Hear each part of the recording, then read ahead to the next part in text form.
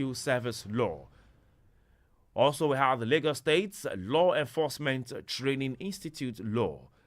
We also had the Human Organ Harvest and Tissue Transplantation law.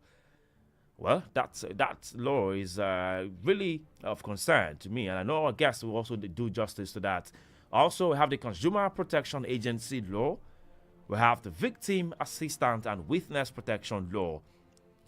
And other laws, that's 5, which had already taken effect from February 19. Other laws that will take effect from August 4th, that's next month, is the Local Government Administration Law 2025. There were issues, there were drama in the House of Assembly right here, talking about the governor not assenting to the Local Government Administration Law earlier on time. Also, we have the Lateef Jakande Leadership Academy Law 2025. And all of this, are intending to make public sensitization and institutional preparations of the ministries, departments, and agencies in Lagos State. And the general public, everyone have been advised to make and ensure full compliance while this law take effect. Well, the Lagos State, as always, make reforms back since 1999. Created reforms, created laws, and all. I'll take you down to all of those laws. In 1999, we had an RRS law that was being created. RRS was created in 1999. In 2000, the Lagos State Environmental Sanitation Law was being created. In 2003, the Lagos Metropolitan Area Transport Authority, that's LAMATA, was being established and created. In 2005, we had the Lagos Debt Management Office, DMO, which the federal was being created in 2000, but the state was being created in 2005. That's in 2005, we created Lagos Security Trust Fund. In 2008, we created the BRT system launched. That's which some people say was first in Africa. And in 2014, we had the Lagos State Domestic and Sexual Violence Response Team. And in 2016, we had the Lagos State Employment Trust Fund. All of these were being created in Lagos. Lagos State has evolved over the years. And 2020, 2021, we had a Cowrie card launched. That is to support the BRT system. And also in 2017, we had the Lagos State Science Research and Innovation Council. And then also in 2021, we had the Lagos DSVRT. That's an upgraded agency by Act of State Assembly. We also had the Lagos State Wealth Fund, established in 2022. It was like a subnational wealth fund in Nigeria and was being backed by law. And in 2021, we had the Lagos Second Climate Action Plan, which was being launched in 2020. All of these reforms are Lagos State has created so that the people of the state can, enjoy and development can come into the state. And now joining me live in the studio to review all of this we've said is a university lecturer, our usual guest on Fridays, a public affairs analyst and a lawyer, Barrister Deji Olaleye. Barrister, good morning and welcome to the program. Thank you very much. It's a pleasure to be here again. All right, Barrister, we've seen all of this broken down all of these 7 laws that the federal, the state government is commencing, and about 5 of them has taken effect in February 19, 2025. What do you think about this laws? Over the years, Lagos State has created the subsequent reforms just to ease and also to create development, in Lagos State. Let's take at this reform. What do you think about them first? Yeah, thank you very much. I think this is one of the very recurring developments that Lagos State had experienced over the years. I'm sure you know that Lagos State had been very innovative in lawmaking and trying to set the pace for other states to be able to follow. This set of laws that were just passed are things that had been mooted for a long time, which practically is coming to bear now because of the urgency and the importance of these various laws that had been passed, particularly in the subsector, in the subjects on which some of these laws had been made. Okay, you've discovered that for a long time now, essentially, if you look at all the laws in Nigeria, there is no law that actually, apart from the Whistleblower Act, there is no law that actually protects witnesses directly, that gives them any personal protection, okay, in assisting judicial process to at least gain some traction, some evidence, and to be able to push some cases through. Okay, and of course, you know the intimidation and persecution that goes into giving evidence against high-profile people and some of these criminals.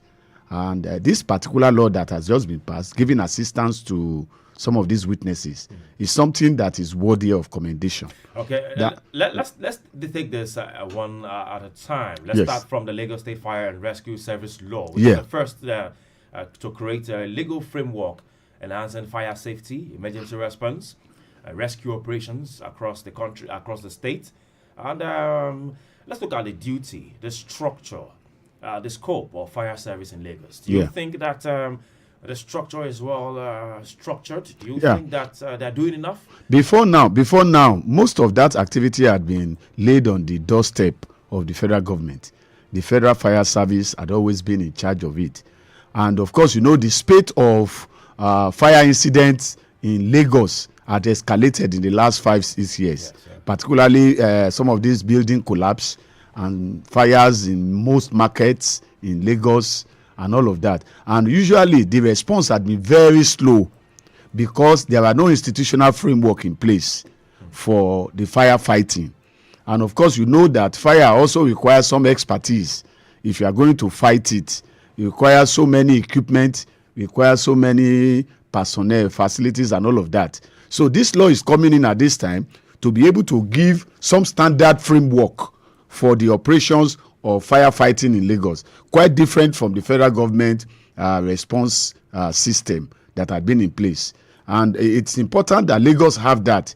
When you look against the background of so many commercial activities and commercial buildings that are in Lagos, and some of the problem you have even in the planning of some of the buildings, you know, the risk involved in fire incidents in most of our public buildings and all of that. So you discover that this law is going to give some firmness to the operations of firefighting in Lagos. I only hope that all the logistics that will be needed and the personnel needed, because sometimes the training of those personnel will be put in place alongside this law so that the law can be effectively operated. Because some things are funny in our country, You know, we see cases, especially in the police, where they'll tell you that there's a robbery going on, something going on somewhere.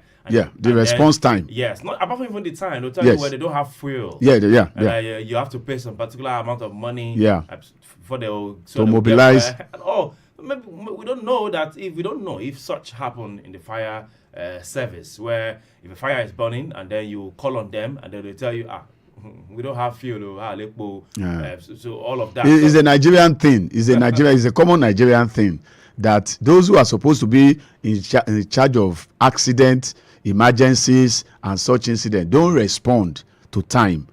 And that's one of the big problems, because when unfortunate situations like that, distress calls are made, there should be rapid response by the institutions. But you discover that because of some logistic problems over the years, you know, some of these things are like fuel, some of their vehicles not in place, some of their officers not available, and all of that. And do you think we have enough stationed fire service? No, we don't have enough. Definitely we don't have enough. We don't even have enough trained personnel to handle fire incidents.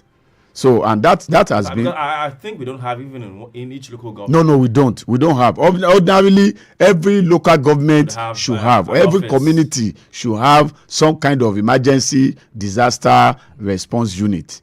Okay, but we don't have that as at now.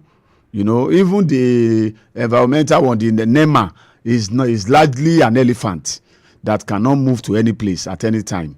Even our police system does not respond quickly to emergencies. So we have always had that problem, you know. It's until the building, the whole entity had been burnt down before you even see fire people coming in. Well, Lagos, don't forget we're live on Facebook and YouTube at Super FM Lagos. Yes, we're live on Facebook and YouTube at Super FM Lagos. Yes, so we're examining the 7 laws that the state government right here has passed a bill on. Okay, let's also look at Lagos State's Law Enforcement Training Institute law. That's formalizing the structured training and certification programs for personnel in law enforcement and regulatory agencies. This, I think, is very commendable. Very commendable because, you know, the archaic and the bestial way that laws are implemented in Lagos. You wonder whether these people are from the jungle.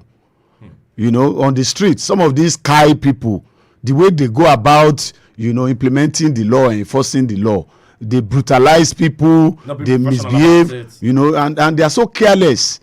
They are so indifferent to the rights of people. Okay, and some of these things you call crimes, they are not really crimes. They are misdemeanors. They are just minor. People who want to survive will go all out to do something for subsistence. In a country where there is unemployment, high rate of unemployment in Africa, we have the largest rate of unemployment in Africa today. Okay, both technical, cyclical, and other kinds of unemployment. Even those who are employed are still unemployed. And those who are trained, those who even have the qualification, they are unemployable.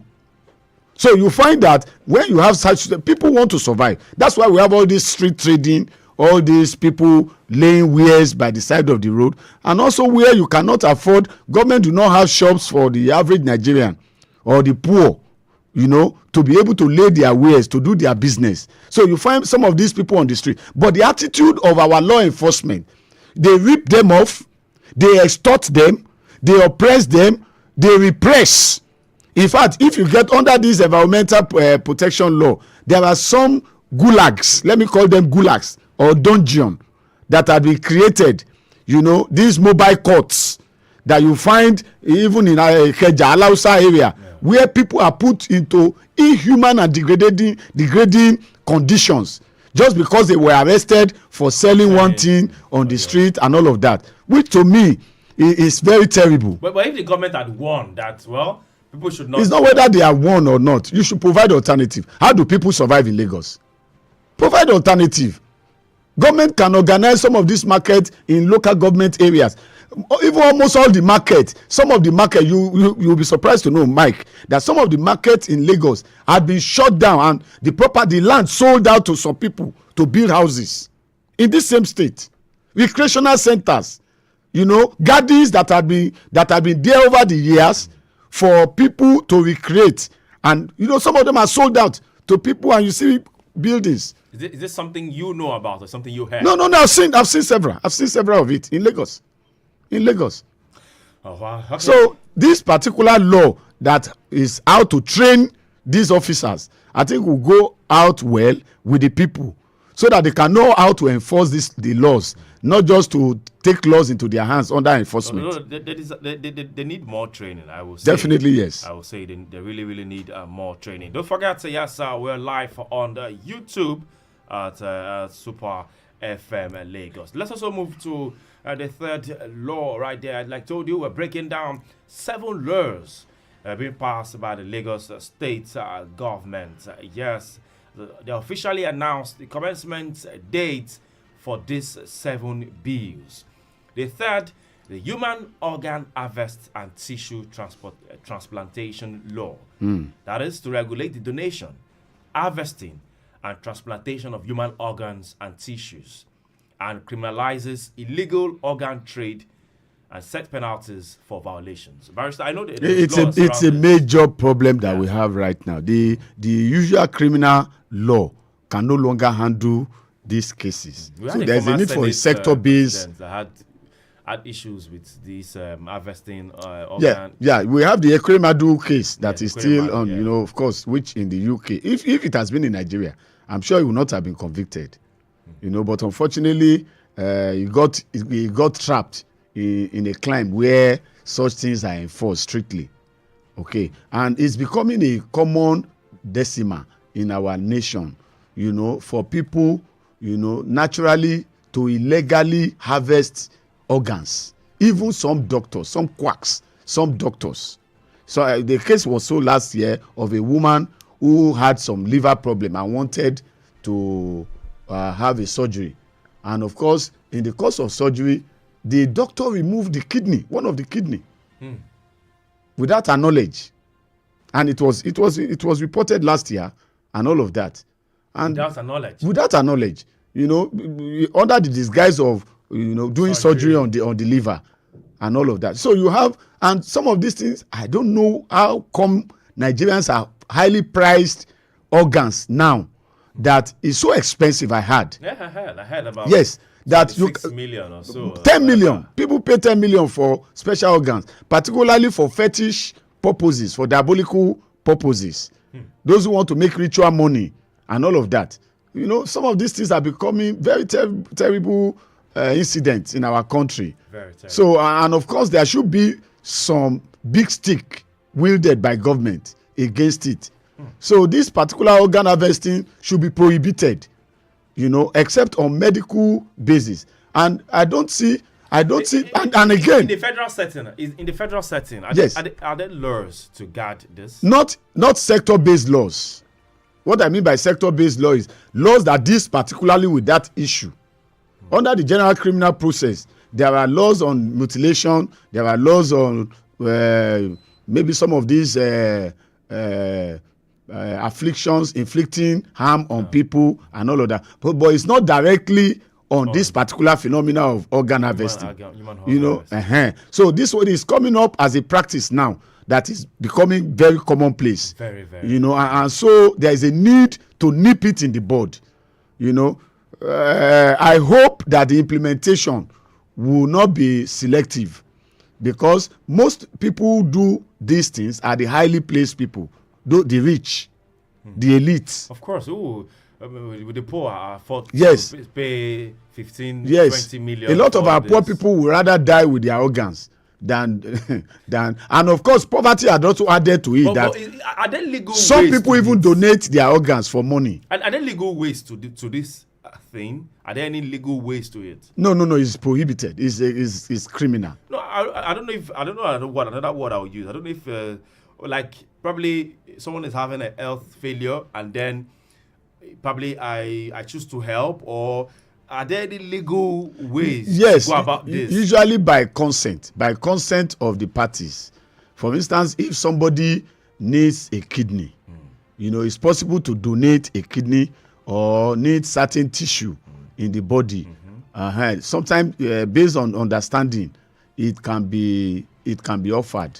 And then they will sign and all of that. And they sign documentation. It's usually on documentation, you know, and also consent, proper consent. Those ones are legal. Yes, those are legal process, you know, voluntary process by the parties to enter into such agreement, you know. But again, one has to look at the ethical background, the ethical basis of commercializing your organs, such business. It's almost becoming a business now. Of course. So that's where it's becoming terrible. I hear some youth who say, well, if you are this, go and because of the language. Because of the spate of poverty in the country also, some people have decided to donate some of their organs, you know, for money, you know, sad. And all of that. Well, Lagos, you can be part of this conversation right here this morning on Spotlight on the Super FM 92.7. Call us on 0705 690 0927. 0705 690 0927. If you want to make comments on the lures, 7 lures so far, we've mentioned 3 so far. If you want to make comments on them, please call us and be part of the conversation. Hello, good morning. Hello, good morning. Good morning. What's the name and where are you calling from, please? I'm I'm Tony, calling from Lagos. All right, Tony from Lagos, please make your comment. Yes, the issue of organ harvest has even gone beyond. Hello, can you hear me? Yes, I can hear you, but please, can you turn down the volume on your radio set? I can hear myself. Okay, so please hear me. Yes, sir. Thank you. It has gone beyond the issue of people donating in the hospital, their organs and all that. Now, there is widespread hunting of human beings by criminals in the forest who are carrying AK-47, 49, 50 rifles and killing people. And when they kill or kidnap people, sometimes they are paid ransom till they kill those people. What happens? They are out to harvest the organs of those people and make money and go and sell. So Nigeria should look into that aspect too. And I want to mention here that what we are facing in the country is beyond this government, is beyond just rhetoric. Is it palatable that somebody has served in this country, served your country, served your state for over 30 years, and they cannot pay retirement benefit, they cannot pay the people their gratuity and pension, and people are dying like that. Nobody is saying anything towards that. That's to tell you that this government may not really take us to that place of freedom we are looking for. This organ harvesting has spread. It has spread beyond their own imagination. So God did the judicial, I mean, what you call the legislature should also make laws that will prohibit people going out carrying of weapons and doing mass killing of people, kidnapping and harvesting the organs. All right. Look into that aspect. Okay, thank you very much for your comment there. Thank you very much. Yes, the numbers 0705 6900 927. 0705 6900 927. Hello, good morning. Hello, good morning. Good morning. Yes, good morning. Yeah, my name is Emeka calling from Sanwo-Olu. All right, Emeka from where? Amuwa Dofin. Okay, Emeka, please make your comment. Emeka, go ahead. Yeah, this topic, I must really commend you guys for this particular topic of organ harvest, because it's really getting away here in Nigeria now. If there's a policy that the Anambra State government made referring all those traditional medical doctors, you have to come and register. Because it was noticed that some of these medical ritualists, they are the people putting pressures on the youth, to bring social organ, they will be rich or blah, blah, blah, blah, blah. So when the Anambra State government noticed this, Governor Sanwo-Olu has to place a law on the state that if you're a traditional medical, you have to come and register with the state and declare the kind of, traditional herbalist to do. And when he did it, it really reduced the issue of ritualism in Anambra State and all those things. Thank you. All right, thank you very much. Yes, I remember when Soludo, emphasized these issues. Warned all the herbalists and the DBS. Yes, of this fetish thing that's been done, in the southeast. There, this is really a menace, I will say. But quickly, you want to round things up on this human organ harvesting? Yes, I think there is much more need for force on the matter, just like the last one of the speaker just said. It's not just this law in Lagos State trying to regulate how it should be done. But for those who are doing it secretly, most of them are done secretly, though. Yes. How do you think can this thing be dig out? One of the ways to stop it is to put in place a process for registration, government registration before you harvest an organ. Where you will now state the purpose, all your identity, why you need it, what it is for, and all of that. Recommendations from the hospital. Yes, and approval from government before such thing can be done. If there is a public recording system or process, I'm sure many people will be careful in doing it. That's on one angle. Then on the other angle, there is a need to clear some of these native doctors out of business. They talk about herbal medicine, but herbal medicine should be a scientific process. There should be a scientific methodology that is acceptable for the practice of herbal medicine.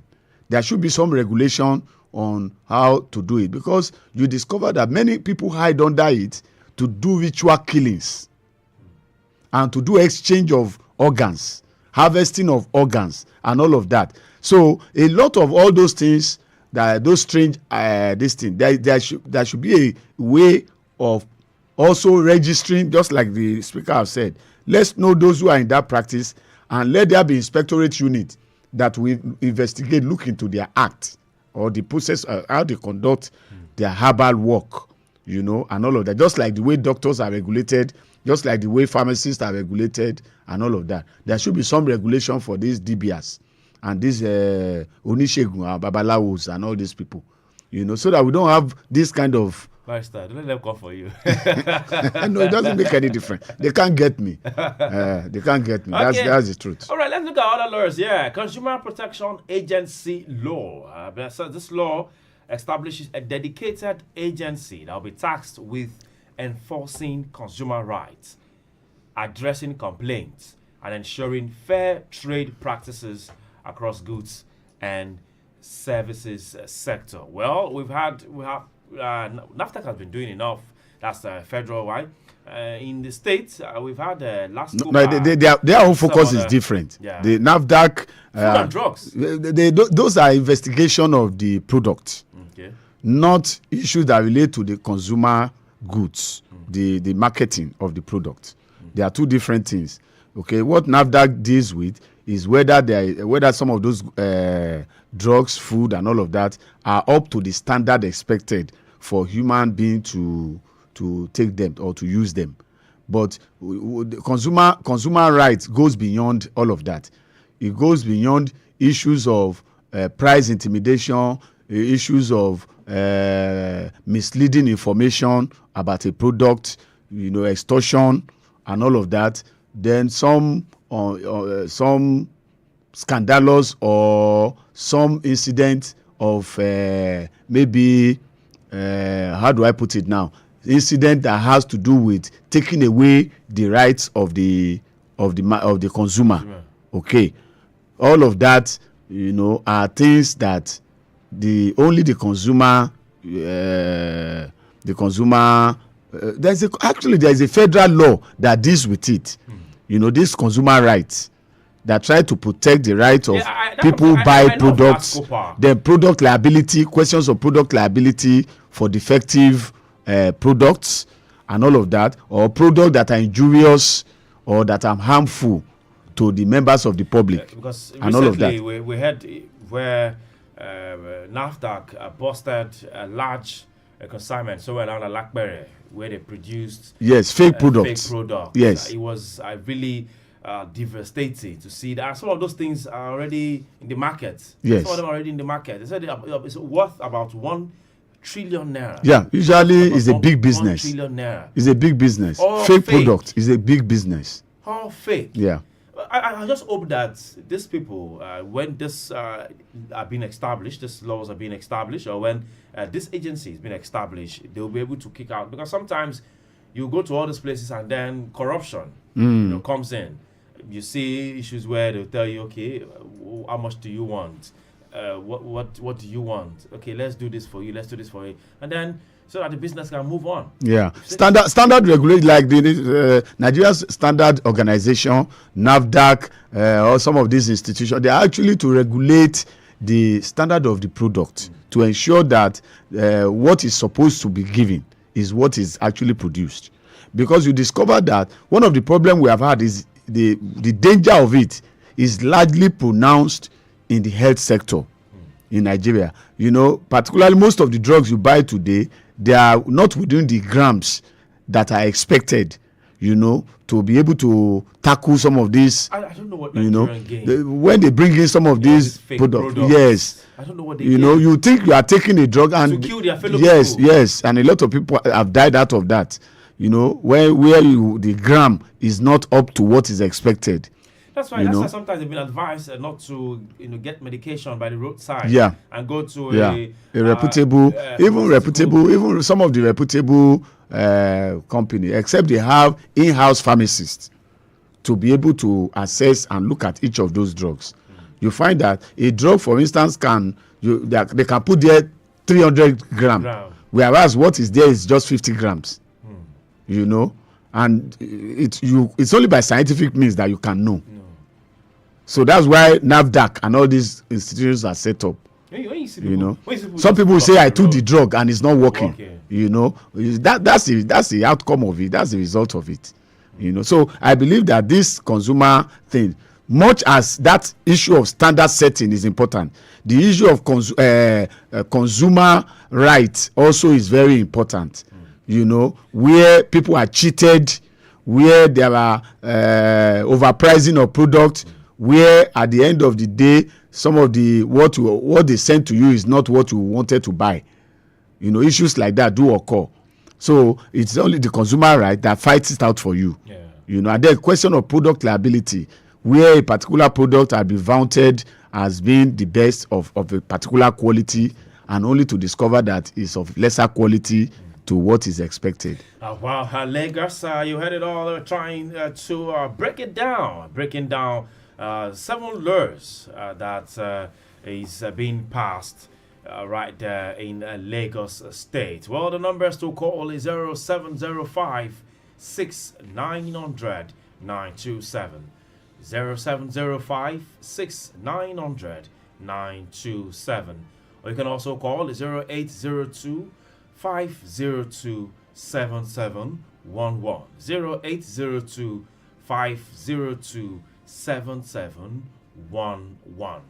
The other lines 0903 0903 714 2798. 0903 714 2798. Well, we've looked at the Lagos State Fire and Rescue Service Law. We looked at the Lagos State Law Enforcement Training Institute Law. We've looked at the Human Organ Harvest and Tissue Transplantation Law, which a barrister here has commended the state government for passing this law. Also, we looked at the Consumer Protection Agency Law. And now let's look at Victim Assistance and Witness Protection Law. Victim Assistance and Witness Protection Law, which provides a system to support victims of crime, witnesses involved in judicial processes, with the goal of encouraging public cooperation with law enforcement agency. Well, barrister, how do you see this? Because sometimes we have issues and then a witness is supposed to come and witness in court, but because of the fear of the unknown, they can't appear in court. So how do you see this Victim Assistance and Witness Protection Law? Yeah, thank you. Like I said earlier, we have always had that problem of people volunteering to support the police in the course of their investigation of crime. It's one major problem why many offenders, many criminals get off the hook.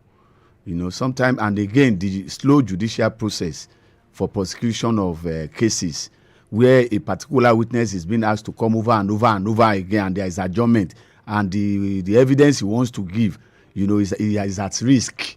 He is not sure of what may happen to him if he's not going to be assailed or some of the friends of the criminal attacking him and all of that.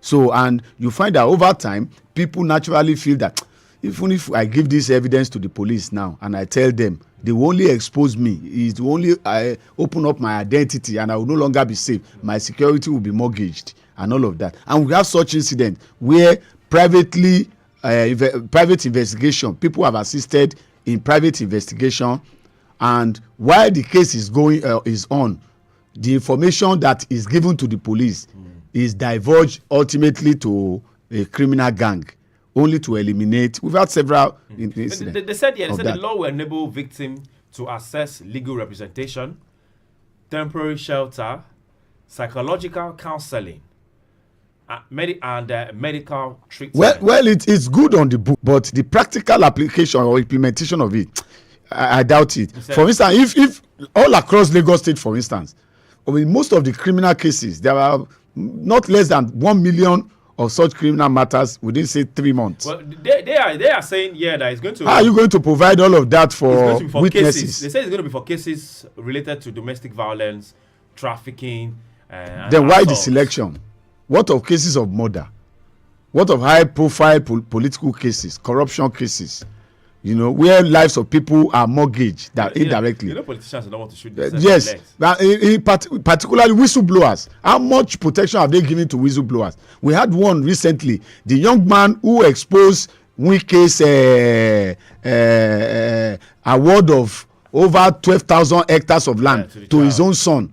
He's been tortured, he's been dealt with, he's been repressed. Queries had been issued to him. He's in the process of being dismissed. How much protection have been given to such people? That's why Nigerians don't. Yeah, he has come out to say that his child has the right to own a land. Yes, but how can you use your public position to aggrandize your family? That is the issue. It's against the code of conduct. If he doesn't know, and he's supposed to be a lawyer, Wike is supposed to be a lawyer. He should know that. King Igwe has said that he's acting like an emperor. Though. Yeah, of course. Worse than even the president. He's exercising powers that the president himself does not have. Sincerely speaking, Wike has become a despot. And with such things in democracy, the aberration for an individual to aggregate power to that extent that he does anything, he says anything, a public officer. You know, and I think it's the president that have allowed it to happen. You know, ordinarily in some other climes, you can't do that if you're in public office. So, but unfortunately, Nigeria is a different country where people do whatever they like, and there is no repression. You find that this particular law will have been very wonderful to assist people to give information to the police, to the government, but how much protection can give to them? How much protection can they give to their families? Okay, if you volunteer an information, how long will that protection even be? If 3 years after the case, the person is convicted, he comes out of jail, will government still be protecting you? Anyway, so these are the practical parts of this law. Let's be part of this conversation. You can be part of this conversation right here. We're analyzing and dissecting the 7 laws, the new laws that have been passed in Lagos State. The numbers is 0903 714-2798. 0903-714-2798. Or you can also call 0705-6900-927. 0705-6900-927. You can also send us a WhatsApp message to that number. A WhatsApp message or call us on 0705-6900-927. Well, Barrister, in addition to that, they've said that the goal of this victim assistance and witness protection law is to reduce fear and boost cooperation with investigations and also to strengthen criminal justice system. Yes. That's what they say the goal is. Okay, let's go to our phone lines. Hello, good morning. Hello, good morning. Okay, please call us back. 0903. You can call the number 0903 714 2798. 0903 714 2798. For those of you who probably might be wondering that, we've not heard the voice of Mr. Taiwo Olopade. Well, it's a little bit under the weather. Hopefully, God's willing, he'll join us next week. Okay, here's the numbers 0903 714 2798. Also 0802 502 7711. 0802 502 7711. Let's now go to the 6th law, new law. That's the Local Government Administration Law. This law, they say, will take effect on the 4th of August next month, and it's a focus on revamping local government operations across Lagos State to define administrative role, the responsibility, of Lagos, the local government administrator, the boundaries of elected officers, council staffs, also to bring transparency, efficiency, discipline into local government affairs. We see how local government officials, how they behave, how they do most times. I mean, it's so sometimes I wonder if this is a government official also. But Barrister, yes, the problem is our local government system has been over politicized. What do I mean? You find that the elements that get recruited into our local government, fair, is a political fair. It has always been like that. A party that most of them didn't conduct primaries. They did. Well, they all did. The APC conducted primaries in APC. The Labour Party also did their primaries. Well, maybe those other new party. I'm talking of the mainline party like APC. It's just a selection. I have some people I know, friends, who are complaining, who contested, who wanted to be chairman. But when eventually the selection was there was no opportunity for them to even muster their supporters for a primaries to even be entitled to contest at the party level. So that's the problem. So, but the point I'm making is that our local government in states, particularly Lagos State, has been over politicized. So there is really, if you are talking about discipline and recruitment, with this clamp down everything, do you think it can be normal? Except if Lagosians wake up by Saturday and they decide that, look, no more of APC in Lagos, and they vote for all other parties except APC in Lagos. That's when you can be talking about that.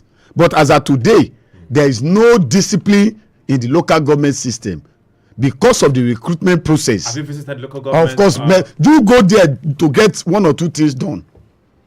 It has been over commercialized. You have to pay so much to get services, and there are a lot of middlemen, touts all over the local government. Anything you want to do, sometimes they even direct you to those touts first. Wow. Because those touts are the ones that collect the unofficial money for the officials. So if you want to do anything, they say go and see that man there, and the man will now be the one to negotiate. It's not a staff of the local government, but he's the one that will negotiate what you are going to pay, and he will now take you to the people who will do it. Lagos. So this administration, this local government administration thing, ordinarily would have been nice, but you discover that it can't work in Lagos because the system is totally. I'm seeing a local skewed. Government where you see the Igbos, the Hausa. Yeah, but we have not got to that level of national integration. Being working. Yeah, integrated. It's grassroots. Yeah. Obviously, the CDA may have that semblance, but even at the CDA level, there is this extraction thing. If you are not from there, if you are not an indigene, it's difficult for you to be chairman of the CDA, in some areas. But in some areas, there is some level of liberty, and depending on how influential the person is in that community anyway. Lagos, I would like you to call us. Let's look at this local government administration law, especially when we are heading to the poll, just 24 hours or less than 24 hours to the local government election in Lagos State. And this law will take effect next month, the 4th of August. 2025, and they are saying that they want a local government where things can be defined, roles can be defined, responsibilities can be defined. There will be boundaries between elected officials and council staff. There will be boundaries, a mechanism for regular public engagement. I've hardly heard local government calling for public engagement. I've really not seen. I've also visited some local government offices to do one or two, but I've really not seen this synergy between the people and the local government councils. I've not seen, except when there is a need to when the people are being compelled to get a particular service. That's when you see people go to local government. Like if you say state of origin, or you want to do certification, or you want to authenticate certain instrument or document, or you want to do marriage, all those things. That's what takes people there. Or the registration, PVC identification, indigenous, maybe resident registration, and all of those are the kind of things that take people there. Otherwise people don't want to go there because of the decadence. 0705 6900 927. That's the number. 0705 6900 927. We are live on YouTube at Super FM Lagos. Yes, sir, you can watch us live on YouTube at Super FM Lagos. Also, you can call 0903 714 2798. 0903 714 2798. The other line 0802 502 7711. 0802 502 7711. Don't forget that you can drop us a message on WhatsApp. You can drop us a message on WhatsApp via this number 0705 6900 927. Well, still talking about local government because while we're heading to the poll, Barrister, let me drop it because the election is coming tomorrow, and not just LISEC alone, from LISEC, the people, the election in general. What are your expectations? Well, I have zero expectation as a person, but if you ask me, are you not voting? Zero expectation. I'm going to vote for the person I want to vote for. But I have zero expectation because I know the way it is done in Lagos is all closed up. It's a circuit system. So, and that's why it can't deliver any meaningful benefit to the public. Just like I've told you, many of the people, officers in most of our local government are recruited from a particular political party. And that's why you find that anybody who even works officially in those local governments and it doesn't belong to their political party, becomes an object of victimization. They make sure that that person is removed over time. Once they identify that you don't share their party interests and all of that. So it's, to me, our local government is not what it should be as of now. What do you think? But I expect that the election will be free and fair. I expect that those who conduct the election, the LASEC, they will be up and doing, and they will ensure that a level playing ground is put in place for people to exercise their liberty, and also that the result should reflect the voting. The result should reflect the voting of the people. Not a manipulated result. Because a lot of people are fed up with what we are calling local governments. It shouldn't be selection, it should be election. Yeah, it should be proper election, not just election. An election that we can all be proud of. Not something that they will just write the result and say they have won. Because the idea is to win all the local government seats. That's what they work on, the political party APC. But they should allow other parties also to thrive in the state. What do you think will happen? I'm just imagining. What do you think will happen, Barrister, where other parties, it becomes a 50-50 thing? Do you think if it becomes a 50, we had it during the the result. Yes. If other parties take a 50% and the APC also take the 50% of the local government. If the election goes properly, I think there should be a proper balancing of the polity in Lagos now, because many people are fed up with APC. Many Lagosians, but whether people will come out to vote against them by voting for another party, that's what I mean by voting against them, is another issue entirely. But if Lagosians decide to express their anger against APC, I don't see them getting any local government. Yes, because obviously in this Lagos state, I don't see them getting any local government. But the way these things are done, the more you look, the less you see. Because a lot of things that goes on the ground to make sure that the party in power still emerge as a winner. Okay, finally now let's look at the Lateef Jakande Leadership Academy Law 2025. This will also take effect on August 4th, 2025, in honor of the late Lateef Jakande, who is a revered journalist and the first civilian governor of Lagos State. And they said this law will launch Jakande Leadership Academy, a youth-focused initiative that will be designed to groom future public sector leaders and to run yearly for the fellowship for young professionals, offering mentorship, training in governance, and real-time placement within government ministries and agencies. Barrister, are you in line with this academy?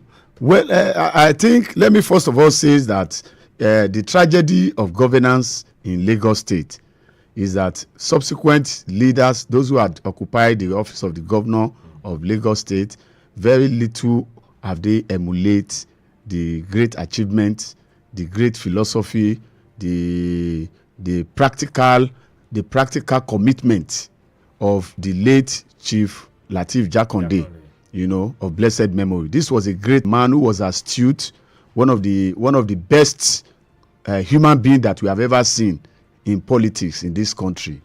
And I want to say that I remember this free education that this man gave to many Nigerians. There are some people who are highly placed in this Lagos or in Nigeria today who were product of Jakonde's free education, free medical services for children, for old people, and all of that. There are so many families today who are being housed.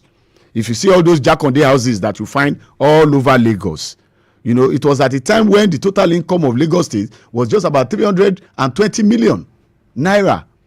And this man was able to put in place and house many families that you find all over Nigeria today, all over Lagos today, to reduce the incident of shortage of accommodation for Nigerians. Since that man died or he left government, we have not had any government with such commitment to health, to free education, to rural development, to the welfare of the people. So is this a good one? Because we're out of time. So yes, it's a great achievement that they are naming this institution after him. But we pray that it is not just going to stop there. That the people in government should also be trained. Politicians, many of them don't have any training in governance, in administration. Before the fact that somebody wins an election does not mean he knows about governance or he knows about administration or accountability or even accounting. But experience is the best teacher. No, we don't want them to be experienced on the job. They should learn before they get into office. All right. So there should be a training for them. Governors should be passed through that school. Where ministers, all those people should go through that school. All right, Barrister, thank you. This is how much we can take in this. It's been a learning process, Lagosians. I will tell you, yes, tomorrow you heard it that the election last year is bringing the Lagos State government throwing up an election for everyone to go choose a local government leader. So go out there. Police have set restriction from 6 a.m. Down to 3 p.m. Make sure you vote. Yes. 6 a.m. Is it not 3 to? No, it's been they've adjusted 6 a.m. now. Okay. 6 a.m. down to 3 p.m. All right, that's how much we can